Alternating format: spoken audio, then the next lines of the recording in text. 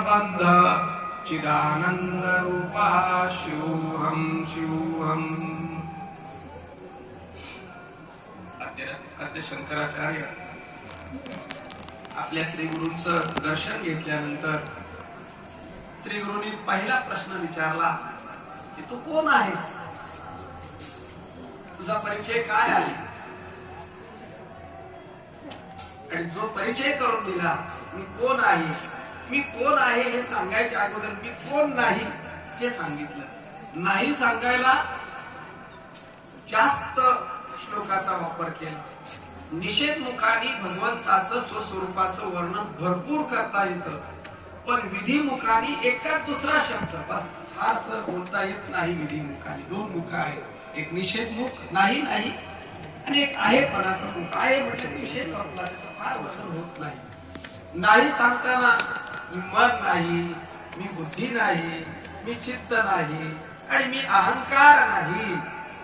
त्याच्यानंतर मी श्रोत्र नाही, मी जिव्हा नाही, मी घ्राण नाही, मी त्वचा नाही आणि मी चक्षु नाही. हे पाच.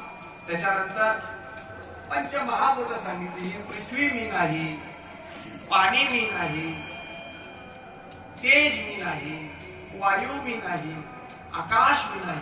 तो कोण आहे? चिदानंद रूपः शिवोऽहं शिवोऽहं. पुढे गेले थोडस. न च प्राणं संज्ञा, प्राण नाही. न च प्राणं संज्ञा नवा पंचवायू. मी सप्त धातू नाही. शरीरामध्ये आपल्या सप्त धातू जो पुढे आला की विषय होईल. ते सप्त धातू मी नाही. या शरीराला पंचकोशाचं जो कोश रूपाचं जे आवरण आहे ते मी नाही.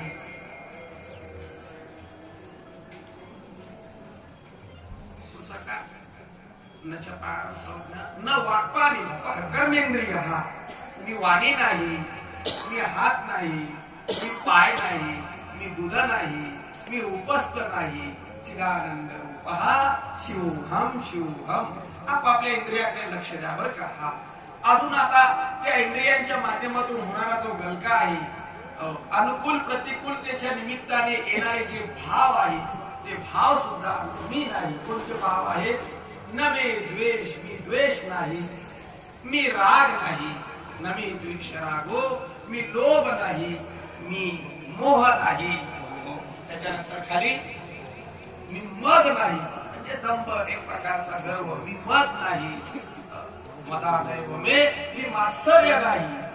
मी धर्म नाही, मी अर्थ नाही, मी मोक्ष नाही. तर न धर्म न चार्थो न कामो न मोक्ष. काम मी नाही, मोक्ष मी नाही. मग कोण आहे? चिदानंद रूपः शिवोऽहं शिवोऽहं. त्याच्यानंतर मी पुण्य नाही, मी पाप नाही, मी सुख नाही, मी दुःख नाही. लक्ष द्या बरं का. पुण्यही तुम्ही नाही, पापही तुम्ही नाही, सुखही तुम्ही नाही, दुःखही तुम्ही नाही, मंत्रही तुम्ही नाही, कीर्तही तुम्ही नाही, वेदही तुम्ही नाही आणि यज्ञ सुद्धा तुम्ही नाही. भोजन तुम्ही नाही, भोज्य तुम्ही नाही आणि भोक्ता तुम्ही नाही. कोण आहे? चिदानंद रूपः शिवोऽहं शिवोऽहं. मृत्यू तुम्ही नाही. ज्यार्थी मृत्यू नाही त्यार्थी जन्म सुद्धा तुम्ही नाही. जन्म तुम्ही नाही, मृत्यू तुम्ही नाही. मे मृत्यू शंका. जाती तुम्ही नाही, जाती जातीतला भेद सुद्धा तुम्ही नाही. अजून काय खरी? पिता तुम्ही नाही. पिता नैव मे नैव माता न जन्म. पिता तुम्ही नाही, माता तुम्ही नाही, जन्म तुम्ही नाही. अजून त्याच्या खाली बंधू तुम्ही नाही, मित्र तुम्ही नाही. अजून त्याच्या खालचं जरा सूक्ष्मपणे ऐका बर का. गुरु तुम्ही नाही आणि शिष्य सुद्धा तुम्ही नाही. चिदानंद रूपः शिवोऽहं शिवोऽहं. आणि आता शेवटचं चांगलं लक्षात ठेवा. हे नाही नाही नाही नाही म्हणून सांगितलं. कोण आहे? अहं निर्विकल्प निराकार रूपो. मी कसा आहे? निर्विकल्प निराकार. अहम निर्विकल्प निराकार रूपो. निराकार म्हटलं, रूप म्हटलं. रूपाच्या सापेक्षतेने मी कसा आहे? निराकार आहे का? नसलेला आहे. मी सदा मे समत्वम, न मुक्ती न बंध. मी मुक्ती सुद्धा नाही आणि मी बंध सुद्धा नाही. म्हटलं एक राहिलं काहीतरी. आप निर्विकल्प निराकार रूपो सर्वत्र सर्वेंद्रिय. मी कसा आहे? तर निर्विकल्प आहे, निराकार आहे, विभू आहे, व्यापक आहे. विभुर व्यापक सर्वत्र, सर्व ठिकाणी आणि सर्व इंद्रियांमध्ये मी आहे. मी सदाच आहे. मी मुक्तिबंधात अडकलेला नाही. न मुक्ती न बंध. चिदानंद रूपहा शिवोहम शिवोहम. ही श्री गुरुला पहिली ओळख दिली आद्य शंकराचार्य. मी असा आहे. आपल्याला गुरुनी सांगितलं तू असा आहे, आणि त्याने गुरुला सांगितलं मी असा आहे. हा प्रवास कसा आहे? काल आपला विषय झाला ईश्वर कोटीतले अवतारी पुरुष त्यांना माहिती होतं मी कोण आहे आणि काय सुद्धा माहिती होतं. असं सहाच श्लोकामध्ये सगळं पसारा वाढून टाकले. सगळा पसारा. हो, अनुकूल प्रतिकूलतेच्या निमित्ताने येणारे भाव, ज्याच्या मागे जीव लागलेला आहे, असं पुण्य पाप सुख दुःख मंत्र तीर्थ वेद, त्यातलं मी काही नाही. मी भोगता नाही, मी करता नाही, मी भोज्य नाही, मी भोजन नाही. हो, या त्रिपुटी सुद्धा काढून टाकली. असा शुद्ध असणारा अहम निर्विकल्प निराकार रूपो विभुर्व्याप सर्वत्र सर्व इंद्रियांनी, असं माझं स्वरूप आहे. अजून त्याला एक वाक्याची टॅगलाईन दिली. चिदानंद रूपहा शिवोहम शिवोहम. हो, शिव म्हणताना अधिष्ठानाची भूमिका आहे. सच्चिदानंद रूप असलेला, शिवरूप असलेला, शिवस्वरूप असलेला असा मी आहे. असं स्वच वर्णन, स्वची ओळख आद्य शंकराचार्यांनी आपल्या श्री गुरुंना करून दिलं. त्याच्यावर श्री गुरु गोविंदाचार्यांनी लक्षात घेतलं की ज्याची मी हजारो वर्ष वाट पाहत होतो, मला जे आलेलं होतं परंपरेत ते त्याला द्यायचं होतं, आणि अशा वेळेस ते सगळं दिलं गेलं आणि स्वीकारलं गेलं. त्यावेळेस वेदांच्या तत्वज्ञानावरती, वेदांचा मुख्य जो प्रतिपाद्य विषय आहे जीव ब्रह्म ऐक्य ज्ञान, ह्या तत्वज्ञानावरती आवरण आलं होतं आणि कर्म उपासनेचं स्तोम माजवलं होतं लोकांनी. कर्मानेच मोक्ष होतो, उपासनेनेच मोक्ष होतो, अशा पद्धतीचं वातावरण समाजामध्ये निर्माण केलं जात होतं. समाजाला कर्मकांडी बनवलं जात होतं, कामामध्ये गुंतवलं जात होतं. आणि त्यावेळेस आद्य शंकराचार्यांचा खऱ्या अर्थाने अवताराला सुरुवात झाली. वेगवेगळं खंडन म्हणणं वेगवेगळ्या ग्रंथातून आपल्याला पाहायला मिळतं. आपण आज थोडासा स्पर्श करून जाणार आहोत. काल एक प्रक्रिया आली होती, फार महत्वाची वाटली मला. त्यातला सिद्धांताचा भाग थोडा पण शिल्लक ठेवला होता. थोडा दृष्टांत सांगा कुणीतरी, मग आपण पुढे जाऊ. मला माहिती आहे बरं का, माझ्या स्मरणात आहे, पण चर्चा अशी झाली पाहिजे की दोन्ही कडून आलं पाहिजे. काल काहीतरी कुठला तरी एक वाद आपण घेतला होता आणि त्या वादाचा दृष्टांत घेऊन आपण सिद्धांतात चाललो होतो. तेवढ्याच वेळ आपल्याला वेळेने थांबवलं. असं काहीतरी इथे थांबलो आपण. जरा मला सांगा तो दृष्टांत कोणता होता? तो आरशाचा घेतला होता. जे दिसलं, ज्याच्यात दिसलं, ज्याच्यावर दिसलं, जे दिसलं, ज्याच्यात दिसलं, ज्याच्यावर दिसलं, जे दिसलं, ज्याच्यात दिसलं, जिथं दिसलं, जिथं दिसलं, ज्याच्यावर दिसलं, जिथं दिसलं, जे दिसलं आणि ज्याच्यात दिसलं आणि ज्याच्यामुळे दिसलं ते तुम्ही नाही. हा दिसलं कशामुळे? कोणामुळे दिसलं? एक असताना दोन कोणामुळे दिसले? तुम्ही एकटेच असताना दोन दिसले.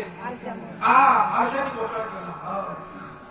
एकची परीत दिसे, एकची दिसे दुसरे, दर्पणाचे आधारे काय वस्तू जे आता विचारे तुझे आहे. दोन कुठे आहेत? एकच आहे पण दुसरं दिसलं, एकच आहे पण दोन दिसलं, एकच आहे पण अनेक दिसला. दुसऱ्याकडे आपण अनेककडे जाऊ. एकच आरसा, त्याच जर व्यवस्थित विज्ञानाप्रमाणे जर आपण सेटिंग केलं तर आपण एकटे उभं राहिलो तर हजार दिसतात. बाबा आपण ह्याला गेलो होतो शुक चालू, तर त्यावेळेस आम्ही एका मंदिरात गेलो होतो. भोसले बाबा होते आमच्या बरोबर. गणेश मंदिर होतं ते. पण तिथे आरशाची रचना अशी होती की एक गणपतीची मूर्ती होती. आम्ही तिचं दर्शन घेतलं. इकडे बघितले हजारो गणपती अनंतापर्यंत आरशाची किमया. आणि इकडे बघितलं तर तेवढेच म्हणजे 100 पुस्तक अनंत अनंत त्या मूर्ती दिसायची. त्याचं थांब नव्हतं, इथे थांबलाच नाही. काय रचना केली ती माहिती नाही कशा पद्धतीने आरसा ही उपाधी आहे. ती काय करते,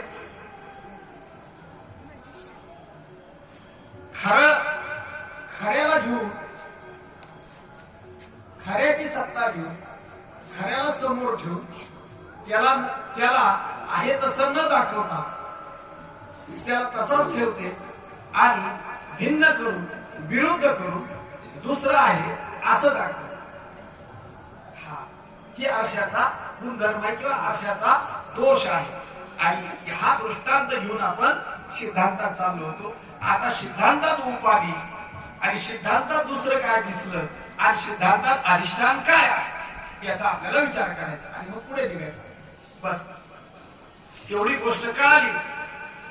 एवढी गोष्ट लक्षात घ्यायची म्हणजे दृष्टीच तयार करायची. या सिद्धांतानी, या दृष्टांतानी आपली दृष्टी तयार करायची. संत महात्मे आपल्याला काय देतात तर दृष्टी देतात, पाहण्याची दृष्टी देतात.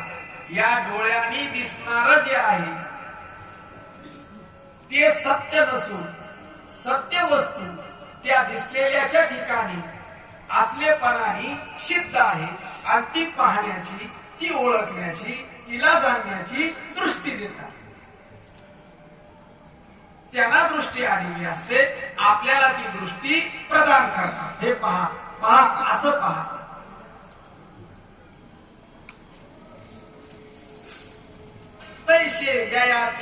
तैसे ययाते निहाळिता गेले पाहणेशी पाहते उडती घरोते वरोते वंदिली मिया अमृता.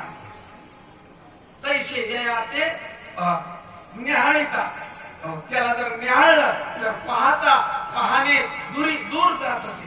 तैसे पाहणेशी गेले पाहते दोन्ही जातात ते. आणि घरोते वरोते वंदिली मिया, जे शिल्लक राहतात घरोते आणि वरोते मी त्याचा वंदन करतो. चला आपण सिद्धांतामध्ये कशामुळे आपल्याला हे दिसलेलं आहे, आरशामुळे तिथं दिसलं. दृष्टांतामध्ये सिद्धांतामुळे हे आपल्याला कशामुळे दिसतंय. मी एकटा असताना हे अनेक काबर मला दिसतंय. लक्ष द्या, मी आहे एकटा, मी आहे एक आणि अनेक काबर दिसतंय. त्याला काय कारण आहे. उपाधी. बरोबर आहे. कोणती उपाधी. माया उपाधी. बरं ठीक आहे, कारण सांगितलं तुम्ही. कार्यातली उपाधी सांगा ना. अंतःकरण उपाधी. अगदी बरोबर.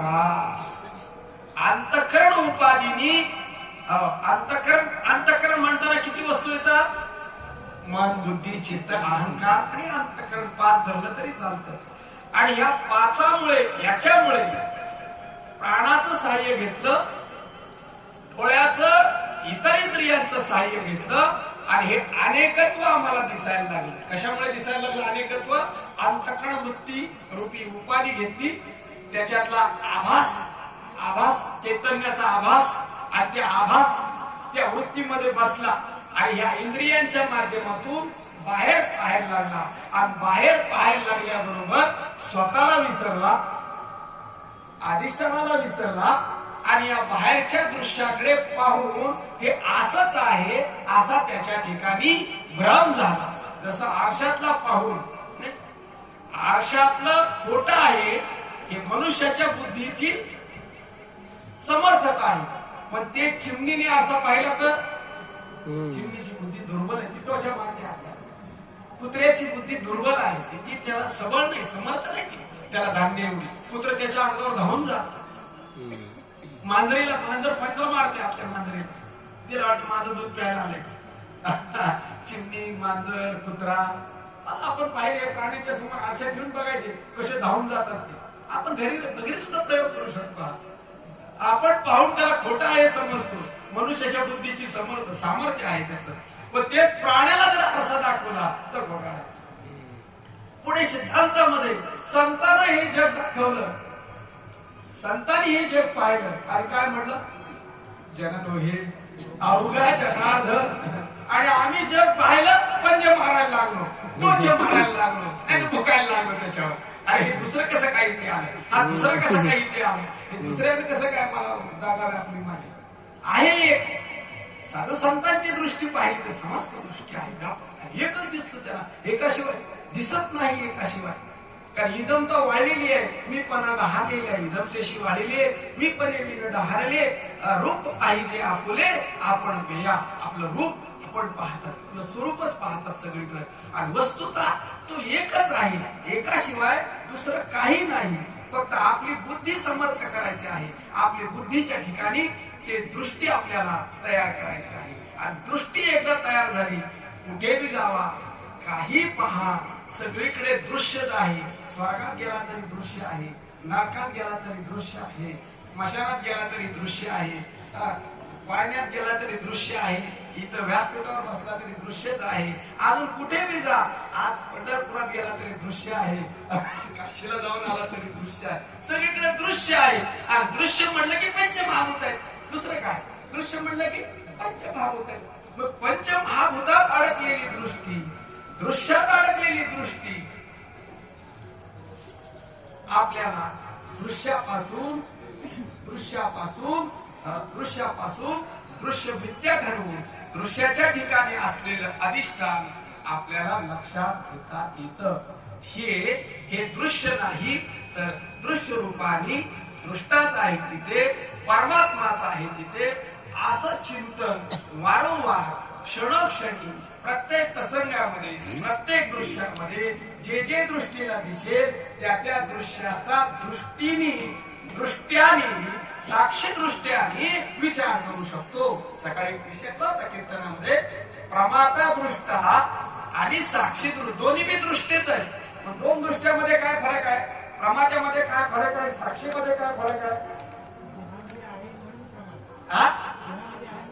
देहामध्ये आहे म्हणून प्रमाता, हा, आणि साक्षी सुद्धा देहातच आहे.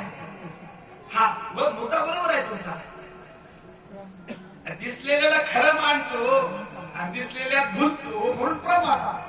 आणि दिसलेल्याला पाहून ते मी नाही हे मिथ्या आहे असं समजतो, साक्षीत्वावर येतो, तो आहे साक्षी.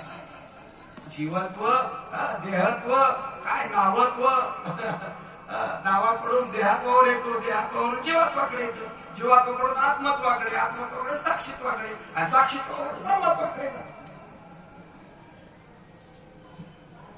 योग्याला आत्मा कळाला नाही असं नाही, पण आत्मा कळून सुद्धा आत्मा ब्रह्म आहे हे कळायचं बाकी राहिलं. म्हणजे आत्मत्वावर आला, साक्षीत्वावर नाही आला. म्हणजे तेही पार करून जो साक्षीत्वावर आला ती जीवनमुक्ताची लक्षण, ती जीवनमुक्ती आहे. मग हे आपण करू शकतो. आपल्याला त्याच्यासाठी साधू संतांनी शिकवलेलं आहे, युक्ती शिकवलेली आहे. कुठे पहा, काहीही पहा, कोणालाही पहा, कोणत्याही वेळेमध्ये पहा, पण दृष्ट्यात साक्षी दृष्टत्वावर येऊन पहा. ते मी नाही आणि ते माझं नाही असं आपण अनुभव करू शकतो. मग ते मी नाही आणि ते माझं नाही अशांची संख्या इथं आलेली आहे.